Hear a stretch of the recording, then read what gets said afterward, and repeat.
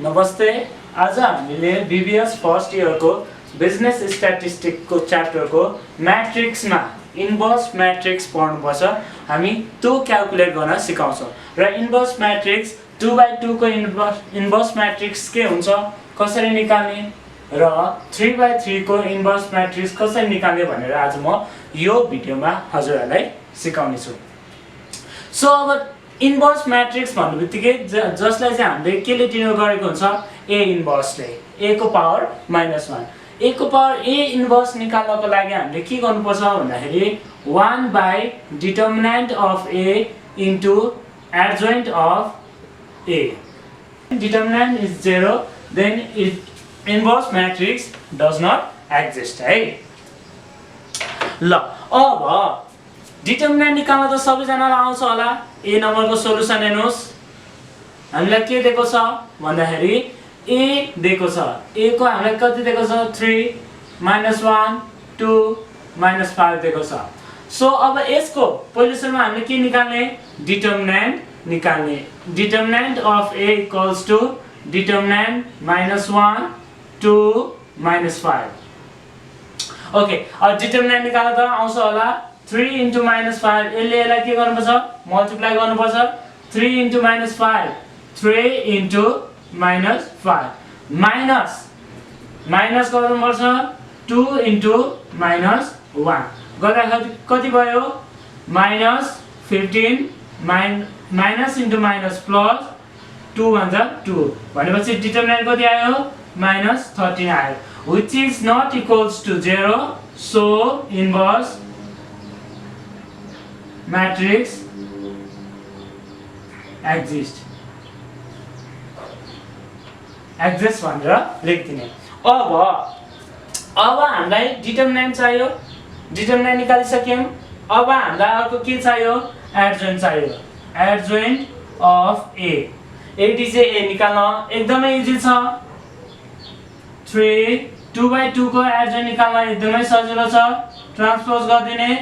अब एडजोइन्ट निकाल्नु छ, 2/2 म्याट्रिक्सको एडजोइन्ट निकाल्नु छ भने सिम्पल, जुन यो डायगोनललाई के गरिदिने, इन्टरचेन्ज गरिदिने। के हुने भयो, -5 3 हुने भयो।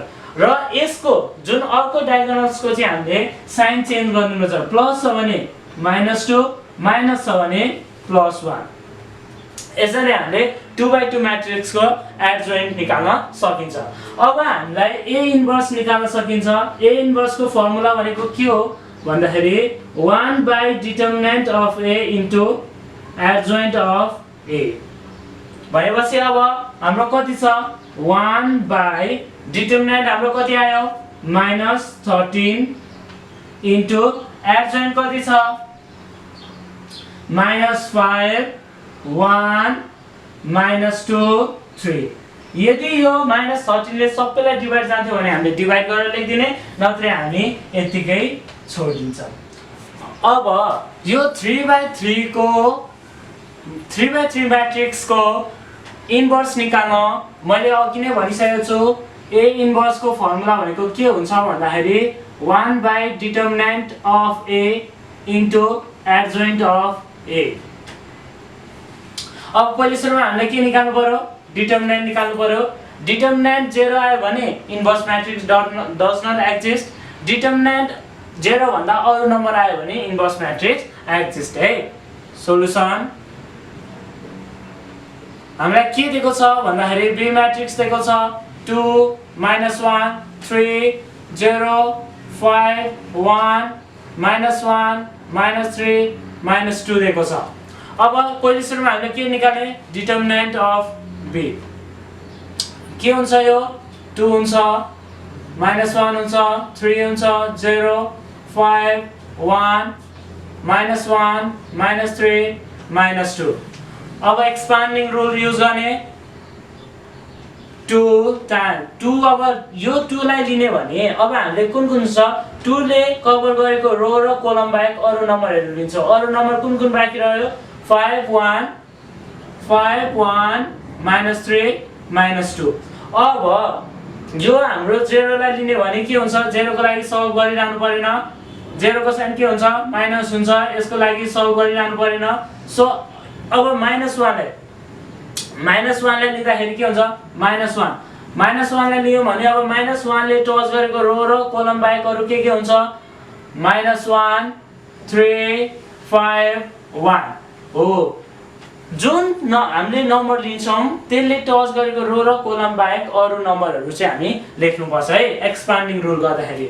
अब यो सल्भ गर्ने कति हुन्छ 5 * -2 -10 minus into minus plus 3 minus 0 minus 1 into 1 minus 1 minus 5 3 are 15 2 into minus कति हुन्छ 7 हुने भयो minus 0 minus 1 into minus 16 यो कति भयो minus 2 7 are 14 minus into minus plus 1 16 are 16 हाम्रो determinant कति आयो 2 which is not equals to 0 so inverse matrix exists है। अब हामीले डिटर्मिनेन्ट त निकाल्यो अब हामीले के निकाल्नु पर्छ कोफ्याक्टरहरु निकाल्नु पर्छ सबै जुन यो एडजोइन्ट निकाल्नको लागि हामीले के गर्नु पर्छ सबै यिनीहरु सबै एलिमेन्ट्सहरुको कोफ्याक्टर निकाल्नु पर्छ। अब कोफ्याक्टर कसरी निकालिन्छ यहाँ हेर्ने कोफ्याक्टर अफ A11 कोफ्याक्टर अफ A11 कति हुने भयो यसको साइन के हुन्छ प्लस हुन्छ साइन मात्र लिने डिजिट नलिने बाकी के रह्यो यसले टच गरेको रो र कोलम बाहेक अरु लिने के हुन्छ 5 1 -3 -2 अब यसलाई सल्भ गर्ने कति हुन्छ साइन प्लस 5 * -2 -10 प्लस 3 कति हुने भयो यो -7 हुने भयो। फेरि अझै यसै गरी सबैको कोफ्याक्टर निकाल्नु पर्छ हामीले कोफ्याक्टर अफ A12 फर्स्ट रो को सेकेन्ड कोलम कति छ यसको साइन के हुन्छ माइनस हुन्छ माइनस भएपछि यसले टच गरेको रो र कोलम बाहेक अरु सबै लेख्ने यसले टच गरेको रो र कोलम बाहेक अरु सबै लेख्ने भनेपछि यसले माथिको र यो साइड जुन कोलम टच गरेको हुन्छ यो बाहेक अरु के बाहेक रहेको छ 1 0 1 -1 -2 साइन के छ माइनस कति भयो 0 प्लस 1 भनेपछि कति हुने भयो -1 हुने भयो। हो यसरी हामीले सबैको अब के गर्नुपर्छ कोफ्याक्टर निकाल्नु पर्छ कोफ्याक्टर अफ A13 फर्स्ट रो को थर्ड कोलमको साइन के हुन्छ प्लस हुन्छ प्लस भएपछि यसले टच गरेको रो र कोलम बाहेक अरु के हो 0 5 -1 -3 साइन के छ प्लस 0 * -3 0 माइनस * माइनस प्लस कति हुने भयो 5 हुने भयो है। यसरी सबैको कोफ्याक्टर निकाल्ने कोफ्याक्टर अफ A21 पनि निकाल्नु पर्यो। सेकेन्ड रो को फर्स्ट कोलममा के छ 0 छ यो हामीले 0 चाहिएन साइन के हुन्छ यसको माइनस हुन्छ सो अब फेरि यसले टच गरेको रो र कोलम बाहेक अरु लेख्ने के छ -1 3 -2 साइन के छ minus -1 * -2 2 minus * minus plus 3 3 are 9 कति हुने भयो -11 हुने भयो। फेरि कोफ्याक्टर अफ A22 कति हुन्छ साइन यसको के हुन्छ प्लस हुन्छ यसले टच गरेको रो र कोलम बाहेक अरु लेख्ने के बाँकी छ 2 3 -1 -2 साइन के छ प्लस 2 * -2 -4 माइनस * माइनस प्लस 3 गर्दाखेरि कति हुने भयो -1 हुने भयो। अब फेरि कोफ्याक्टर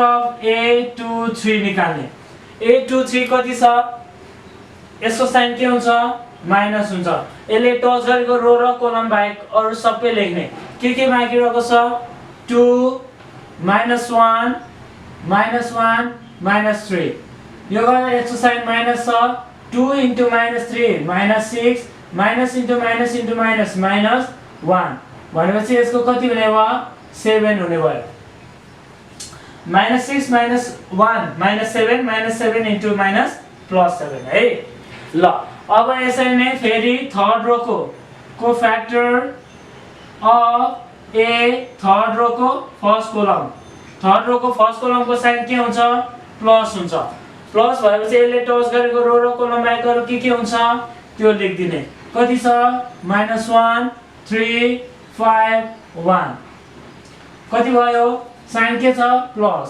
-1 इन्टु 1 -1 -5 3 जा 15 गर्दाखेरि कति भयो -16 भयो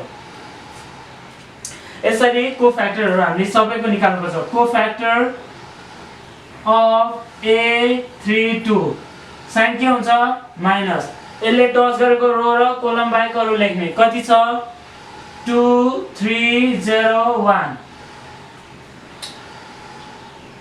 2 3 0 1 है सो अब यसको साइन के हो माइनस 2 1 जा 2 -0 भनेपछि कति हुने भयो -2 हुने भयो फेरि कोफ्याक्टर अफ A33 थर्ड रो को थर्ड कोलम साइन के हुन्छ प्लस यसले टच गरेको रो र कोलम बाहेकहरु के छ 2 -1 0 5 प्लस 2 5 जा 10 -0 कति हुने भयो 10 नै हुने भयो हो यसरी हामीले कोफ्याक्टरहरुको के बनाउनु पर्छ पहिले सुरुमा कोफ्याक्टरहरु क्याल्कुलेट गर्नुपर्छ फाइन्ड आउट गर्नुपर्छ अनि मात्र हामीले एडजोइन्ट निकाल्न सकिन्छ 3/3 म्याट्रिक्समा चाहिँ ल अब म्याट्रिक्स कोफ्याक्टरको म्याट्रिक्स लेख्ने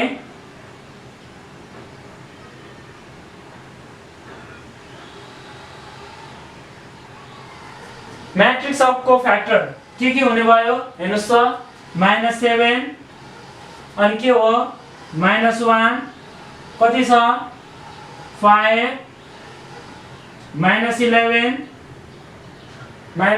पछि -1 -1 पछि 7 7 पछि -16 -2 र 10 हामीले के आयो म्याट्रिक्स अफ कोफ्याक्टर आयो अब म्याट्रिक्स अफ कोफ्याक्टर आएपछि कोफ्याक्टरको म्याट्रिक्सलाई ट्रान्सपोज गरेपछि हामीलाई एडजोइन्ट आउँछ अब यहाँ गर्दिन्छु म adjoint of A equals to हामीले जुन कोफ्याक्टर आएको हुन्छ सरी यहाँ B okay adjoint of B निकाल्नको लागि के गर्नु पर्यो अब हामीले कोफ्याक्टर म्याट्रिक्सलाई के गर्दिने ट्रान्सपोज गर्दिने हाम्रो कोफ्याक्टर म्याट्रिक्स के छ -7 -1 5 -11 -1 7 -16 -2 10 यसलाई के गर्दिने ट्रान्सपोज गर्दिने ट्रान्सपोज भनेको रोलाई कोलम कोलमलाई रोमा लेख्नु ल अब फर्स्ट रोलाई फर्स्ट कोलम बनाइदिने -7 -1 5 अब सेकेन्ड रोलाई सेकेन्ड कोलम बनाइदिने -11 -1 7 अब यसरी रोलाई केमा कन्भर्ट गर्दिने कोलममा कन्भर्ट गर्दिनुपर्छ है ट्रान्सपोज भनेको के हो रोलाई कोलममा कन्भर्ट गर्नु अब थर्ड रोलाई थर्ड कोलम बनाइदिने -16 -2 10 हो अब हामीलाई के आयो एडजोइन्ट अफ B आयो हामीलाई B को डिटर्मिनेन्ट पनि आइसक्यो हामीलाई इन्भर्स निकाल्न अब सकिन्छ इन्भर्स निकाल्ने फर्मुला के हो अब B inverse equals to 1 determinant of B into adjoint of B भनेपछि अब यहाँ हाम्रो के भयो 1 हामीलाई B मा भ्यालु कति आएको छ 2 सो एडजोइन्ट अफ B के छ -7 -11 -16 -1 -1 -2 5 7 10 यदि यो 2 ले सबैलाई डिभाइड जान्थ्यो भने डिभाइड गरेर लेख्दिने नत्र हाम्रो आन्सर यति नै हो।